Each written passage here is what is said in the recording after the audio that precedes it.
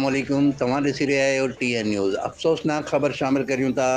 Breaking news तव्हांखे ॾेई रहिया आहियूं। घारे खां घारो लॻ ॿाॿड़ा रोड वटि ज़मीन ते कब्ज़े में वेठल जवाबदारनि जी गिरफ़्तारी लाइ वियल पुलिस पार्टी ते हमलो। हिकु ASI सफ़ी मोहम्मद कलमती ऐं सिपाही अली नवाज़ चनड़ शहीद। ब्रेकिंग न्यूज़ तव्हांखे ॾेई रहिया आहियूं। अफ़सोसनाक ख़बर आहे। घारो लॻ ॿाॿड़ा रोड वटि ज़मीन ते कब्ज़े में वेठल जवाबदारनि जी गिरफ़्तारी लाइ वियल पुलिस पार्टी ते हमलो।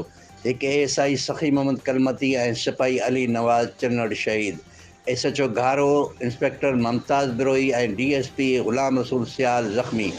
फायरिंग में शहीद थियल वियल ASI Safi Mohammad Baloch Safi young social network Sarwan Abdul Razzaq कलमतीअ जो मासात ऐं सीनियर उस्ताद साईं नबी बख्श कलमतीअ जो भाउ हो। कैमरामैन टीम सां गॾु शाहिद समूह TN न्यूज़ घारो।